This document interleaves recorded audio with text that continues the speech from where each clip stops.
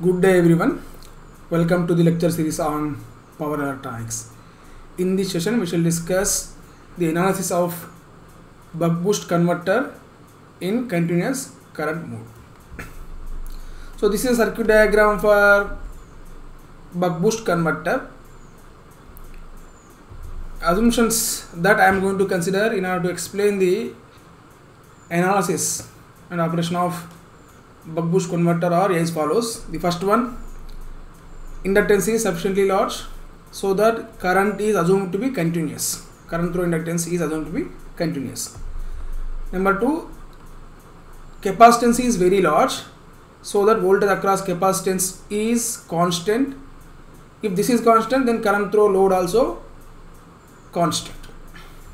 Third one, volt second balance, that is average value of voltage across inductance is 0. Fourth assumption, average value of current through capacitance 0, that is corresponding to ampere second balance. Now, so this is the control switch, the transistor BJT is shown in the figure. So this is a control switch. By controlling the duty ratio, you can turn on and turn off this switch. During switching period of this particular switch, so that is during the on period and off period. So let us see how voltage and current waveforms would look like. So as long as the switch is on, that is during the turn on period of this switch Q, so that is the BJT, voltage across inductance is same as the source voltage. Okay, that is same as source voltage. So this would rise, current through inductance would rise, okay, during that particular period. So similarly, whenever this is off, okay, so whenever this switch is off, then this current would choose this path, that is path through diode. Okay, there would be no current flowing through switch. Now current through inductance is same as current through diode now. Now during this period, we can see that voltage across inductor is same as minus V0, where V0 is assumed to be constant, minus V0. So current through inductance falls with the slope, negative slope, that is minus V0 by L. So let us show this graphically. So I would consider voltage across inductance, current through inductance and current through capacitance in order to explain the operation and also to derive the relation between input and output quantities. The first one, voltage across inductance. So during the on period, okay, during the on period, voltage across inductance is same as plus Vs, and during the off period it is minus V0, and this is the voltage waveform for one complete switching period, switching cycle.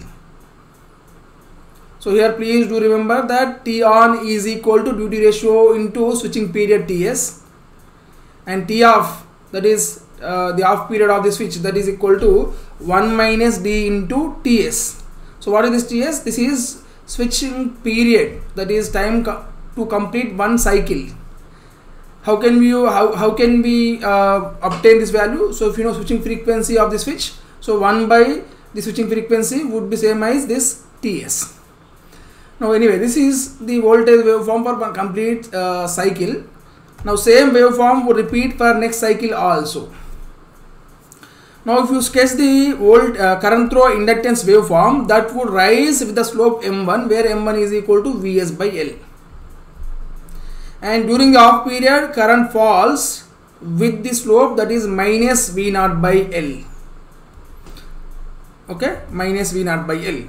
So same kind of waveform would repeat for remaining cycles also. Now if you observe carefully, at steady state the current through inductance oscillate between minimum and Imin and Imax. So Imin is minimum value of the current through inductor at steady state, Imax is the maximum value of current through the inductor at steady state. One can the difference between Imax and Imin, so this is known as ripple in the inductor current, and its average value, if you want to find out, of course you can find out that value is same as IL. The value of the average current through inductance is same as IL, that is shown with this block straight line, you can see. So exactly this value would be in the middle of this I max and I min. So in fact I min plus I max by 2 is same as IL for continuous current mode operation of buck boost converter. Now coming to current through the capacitance.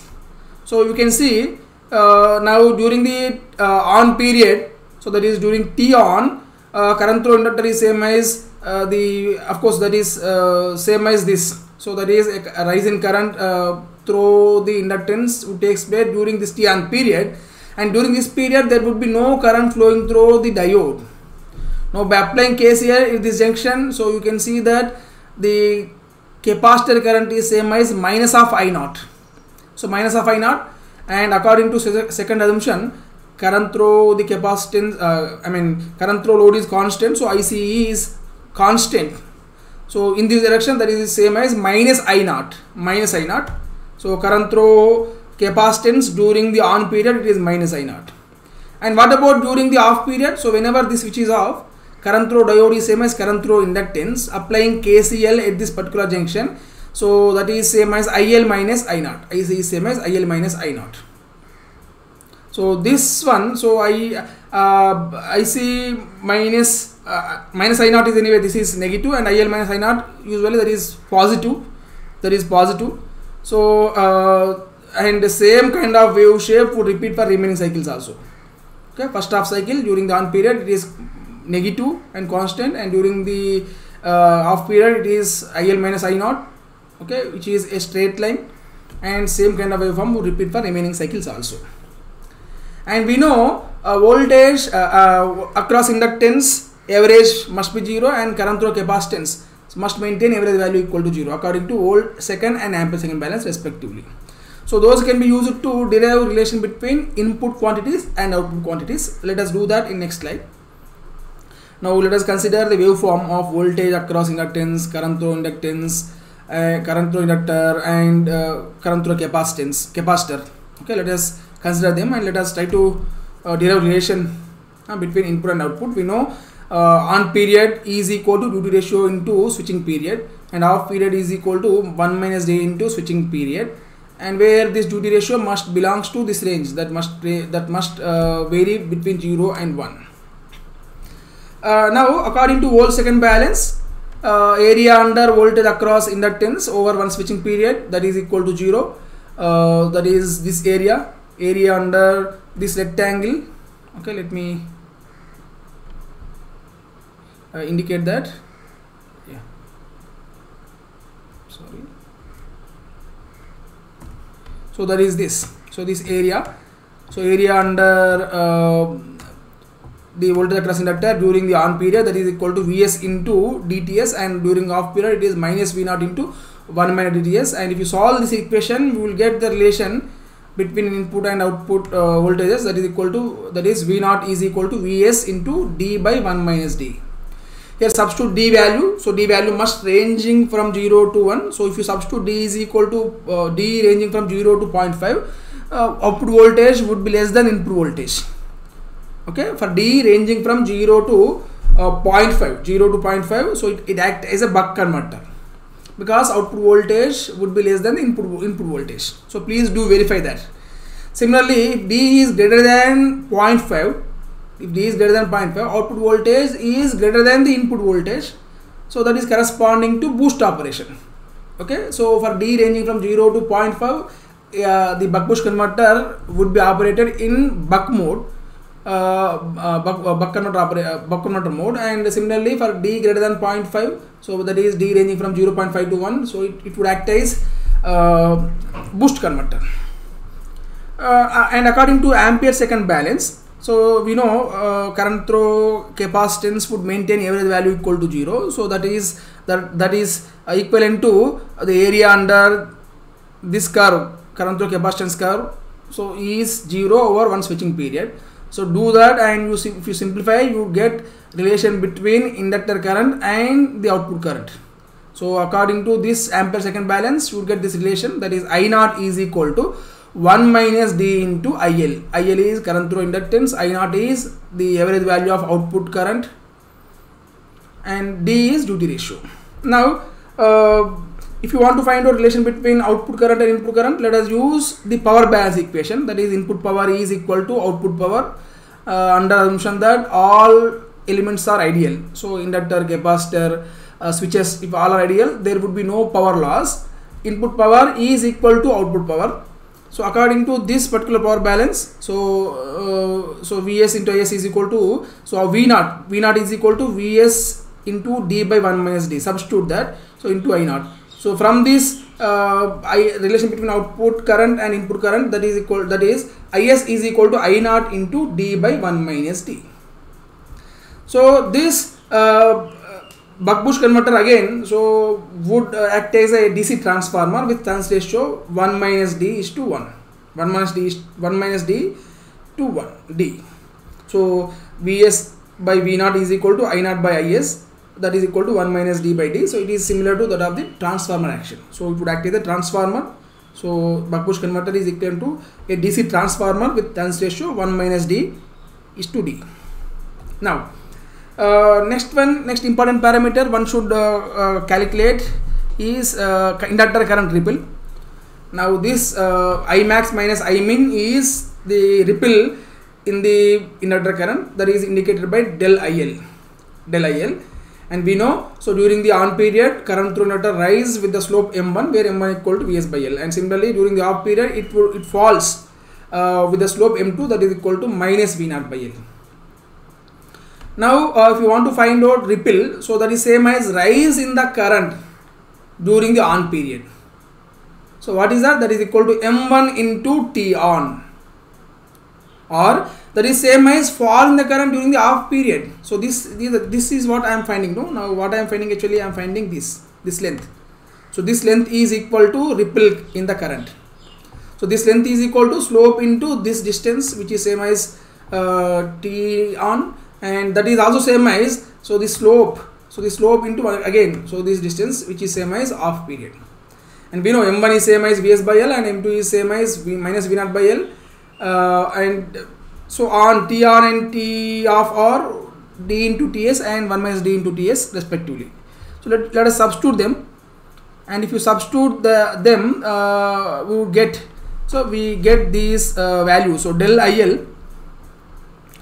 IL, that is equal to this, so that is equal to M1 into T on Vs by L into dTs, or that is same as V0 by L. So again that is same as this, no, so this length, that is same as V0, so M2, magnitude of M2 into this T of, that is V0 by L into 1 minus d into Ts.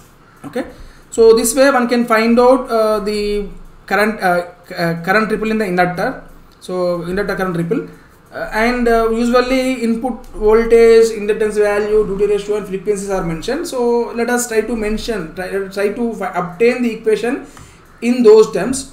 So I would replace this Ts by 1 by F, where F is switching frequency of the transistor, that is switch, that whatever we are using in buck-boost converter, control switch frequency. So now if you substitute that del IL, that is inductor current ripple, that is equal to d into Vs by F into L. D is duty ratio, Vs is input voltage, F is switching frequency, L is inductor current ripple. And we know that del IL also can be obtained using this formula. If you know Imax and Imin, that is maximum value of inductor current and minimum value of inductor current, you can find out that using this formula also, Imax minus Imin. Okay. And what is Imax? Imax is equal to average value of inductor current. I am sorry here, so make this correction here. It is not Is, it is IL. So maximum value of inductor current is equal to average value of inductor current plus the ripple by 2. Similarly, Imin is equal to, so the average value of inductor current minus the ripple by 2. Now exactly, so this is located, this average value of inductor's line, that is located in the middle. So this distance is delta by 2 and this distance also delta by 2. So simply if you want to find out Imax from ripple and this average value of inductor current, so IL plus del IL by 2 is equal to Imax. Similarly, IL minus del IL by 2 is same as Imin. Okay, so this is about the concept of inductor current ripple. Now next important parameter that one should find out is ripple in the capacitor voltage. So we know capacitor voltage would rise during the charging period and it would fall during the discharging period. So that is this way. So whenever current through inductance is positive, capacitance is positive, there would be rise in the voltage across the capacitance this way. Similarly, whenever current is negative, it would be discharge, capacitor discharges and voltage falls this way. Now we need to find out what is ripple in this capacitor voltage. So what is that? That is same as the rise in the voltage during charging period or fall in the voltage during the discharging period. Okay. So how do you find then? So in order to find out, we know relation between the charge and voltage across capacitor. We know Q is equal to C into V. V is capacitance value. C is capacitance value. V is voltage across the capacitance. Q is charge accumulated during the charging period or charge that is discharged during the discharging period. So here capacitance is fixed, it is constant. So net increment in the charge is equal to C into net increment in the capacitor voltage, or net fall in the charge in the capacitor is same as C into net fall in the voltage across capacitor. So this relation would be helpful in finding ripple in the capacitor voltage. Let us try to use that and let us try to find out. And we know capacitor current is waveform is shown in the figure. So you can see it is equal to minus I naught during the on period and it is equal to IL minus I naught during the off period. And we know during the on period it is capacitor is going to discharge. So capacitor discharge its energy to the load. So it is going to there would be net fall in the voltage, net fall in the charge. What is net fall in the charge? So that is same as this area, right? That is integration of the current, which is same as area under this curve. So that is equal to I naught into T on, I naught into T on, where I naught is the average value of current through the load, and T on we know that is equal to duty ratio into Ts, so D into Ts. So delta Q is charge stored during the charging period or charge that is discharged during the discharging time. So that is equal to, according to this concept, discharging concept. So you can find out delta Q is equal to I naught into dTs. So dTs, where Ts is 1 by F. F is switching frequency. So I naught into D by F. So this is the charge that is discharged during the discharging time. So this would be corresponding to this fall in the voltage. So during this period there would be fall in the voltage. How do you find out this fall in the voltage? That is same as this delta Q by C according to formula. So that is delta I naught into D by F into C. So divided by C you get delta V, that is ripple in the capacitor voltage. So ripple in the capacitor voltage.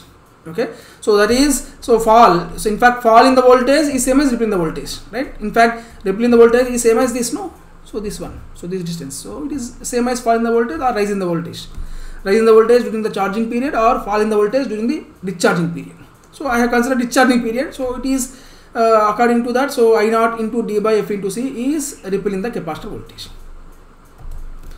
Now what is I naught? I naught is equal to V naught by R, right? That is equal to V naught by R. So that is output average voltage by the resistance value, and which is same as the Is into 1 minus D by D.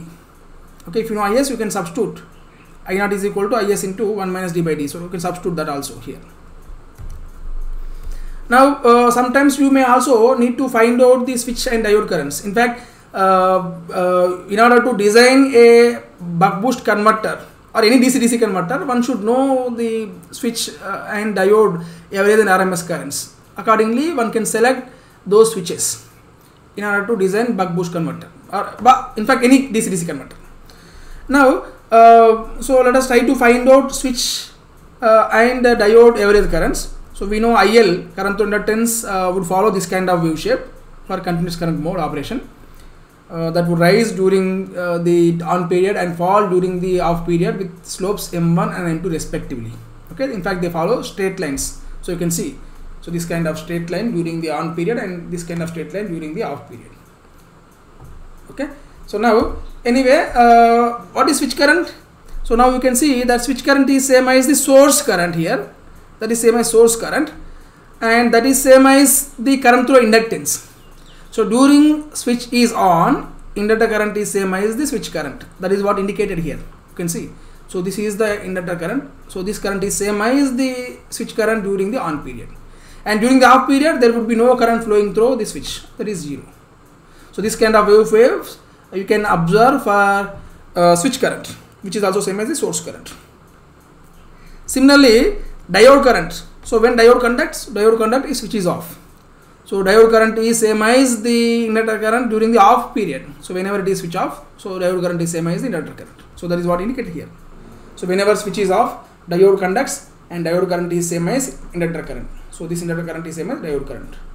And remaining period, that is during on period, it is 0. So this kind of wave pattern, wave shape, one can observe for diode current. Now if you want to find out average switch current, so we know formula, that is the area under switch current over one cycle divided by time period to complete one cycle. So find out that area. So if you find out that area would be equal to IL into DTS. Okay, so finally you get source current is same as the switch current is equal to D into IL. So this is the formula, this is the relation between source current and inductor current. Similarly, if you want to find out average current, yes, you can use the formula. So we can find out using this formula, that is area under diode current waveform over one cycle divided by switching period. Again, if you find that value would be equal to IL into 1 minus D into TS. So finally, the average value of diode current, so which is same as the average value of output current, because average value of capacitor current is 0. Here if you apply KCL, ID is same as IC plus I0, and because the average charging current for capacitor is 0, so average diode current is same as average load current. That is what indicated here. So and that is equal to 1 minus D into IL. If you know the inductor current average value, you can substitute that in this formula in order to obtain output current, or which is same as diode current. Okay. Now switch current is same as source current, diode current is same as switch current is same as source current, and diode average current is same as average output current. So now let us solve one problem for this particular buck boost converter. So in fact, we are going to derive formula for average and RMS value of switch current and diode current for ripple free inductor current. Let me assume that current through inductance is ripple free. This inductance is very, very large, so that current through it is constant. So that is what indicated here. You can see current through inductor is constant, I have considered. So during on period and off period, so there is no ripple. Okay, so this is possible if and only if this inductance is very, very large. That is very, very large. The average value is very close to, average value is very, very high, and it is high compared to ripple. So that ripple can be ignored. So you can assume that current is almost ripple free. Under this condition, switch current so is same as the inductor current during on period, and during off period that is 0. So that is what indicated graphically here. So similarly, during the off period, the current through diode is same as inductor current. So that is shown here. Now average source current, which is same as average switch current, so that is equal to D into IL, that is duty ratio into current through inductance, right? So use the formula and derive. So straight away we will get it. So similarly, the average diode current, again the formula is this. So find out that, so area under curve, so you can find out area under curve and you can take the mean value. So you will get that value equal to 1 minus D into IL. Now this is already derived in the previous slide. Now what about the RMS switch current? So RMS switch current, so square the switch current and take its mean value and apply square root. If you do that, you will get that value equal to IL into square root D. Similarly, RMS diode current, so that is again, so square the diode current and take its mean value and apply square root, we'll get the formula, that is IL into square root 1 minus D. Okay. Yeah. So now let us try to solve the same problem using alternate approach. So we know current through inductor is ripple free. So I replace inductor by a constant current source, a DC current source with current through that is equal to IL. Now we know from 0 to dTs, that is during on period, so diode current is same as switch current. So its average value would be equal to D into IL, RMS value would be IL into square root D. Similarly, during the off period, that is from dTs to TS, during this period, so current through diode is same as inductor current, which is constant. So percentage, I mean the fraction of the period during which diode current is same as inductor current is 1 minus D. So average value is equal to 1 minus D into IL, and the RMS value is IL into square root 1 minus D. So this is the operation of buck boost converter in continuous current mode. In next class, next lecture session, we shall discuss the operation and analysis of buck boost converter in discontinuous current mode.